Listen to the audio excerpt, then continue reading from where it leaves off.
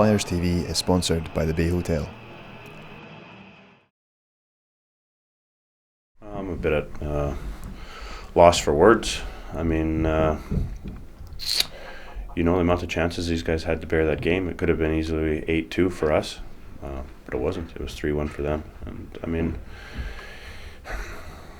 you look at a team like this, I mean, I don't know the answer because, the guys are fired out. They come up, play a good first period, patient, steady, stick to it. Even for the second, for the most part, had it. And silly giveaway at their blue line, come down, a team scores another goal. I'm harping on it. I could bang my head against the wall the amount of times I've said it to these guys, but it just doesn't seem to be sinking in.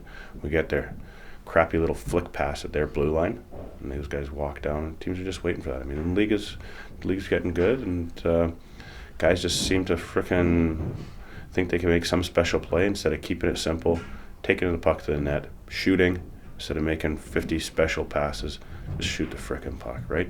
But it's not sinking in, and you just wonder if you're, banging your head against the wall does any good, because it's just frustrating. And then we're in a 1-1 hockey game, and guys start pushing. They don't remain patient. Push. The pucks weren't going in the net, but get a little out of character, and next thing you know, they got 2 goals, 3-1.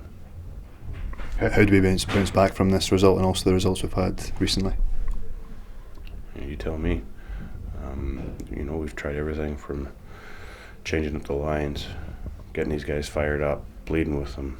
I mean, just about everything under the sun. Sometimes you can have a group of good hockey players, but I told them before the game, you have all the right combinations, but you can't sprinkle any magic dust on these guys and make them click. And for whatever reason, it seemed to be not clicking right now, and it's pretty disappointing because these guys are fighting for their lives, probably fighting for for their future careers and stuff like that. And I'll look back on it at the tape. I mean, we had chances. We had some good chances. This is a battle of 2 last place teams, and Edinburgh got the last 2 games against us.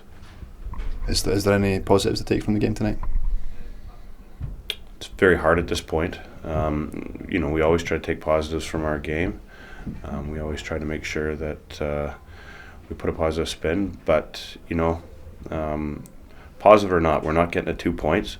So for me to go in there and sugarcoat it's not fair to the people watching, to the coaching staff, and even themselves. If I went in there and painted a rosy picture after the last little run that we've had here, I don't think I'd be doing it any justice. I think at certain points in the game you could tell how much guys wanted it. Basically laid it on the line with these guys at the start of the game, and I think that for the most part, I think guys like a lot of guys showed up to play. Like, I think the effort was there, evident. Like, I'll give you an example. Like, I think that Kyle Haynes was a very positive player out there for us tonight, and there were some other positive performances. But after the pregame talk and everything we've gone through the last little while, for some guys to show up, either tells me maybe there's a couple hearts in this room that aren't in hockey, and that's a big problem for us. How did you see the incident in the second period with Jordan Fulton?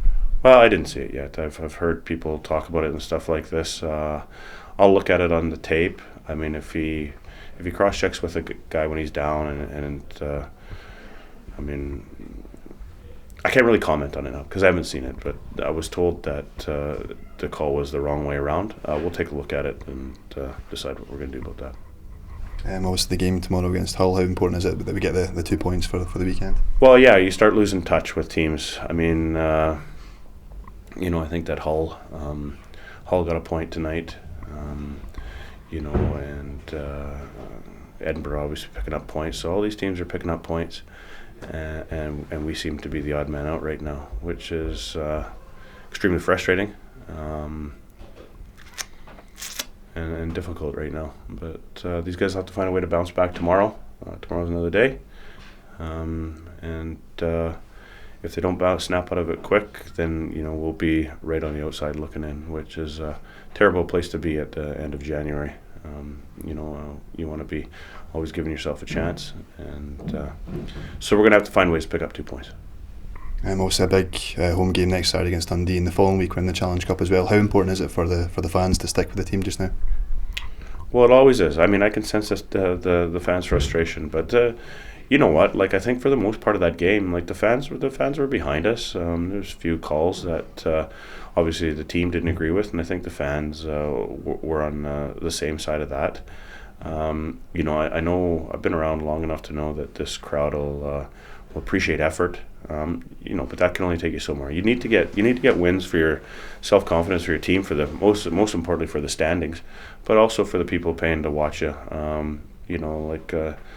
Stewie and I sitting in here racking our brains, try to get creative and change things up. But sometimes it just has to come by. You have to have a couple natural leaders in the dressing room that take it upon themselves to lead a team through a difficult time. Very frustrating for me to stand on the bench. I'm 40 years old, so I don't know how much impact I have out there, but it's probably the hardest part for me going through it right now is seeing the troubles that the guys are going through and not being able to do anything about it. So, we'll see.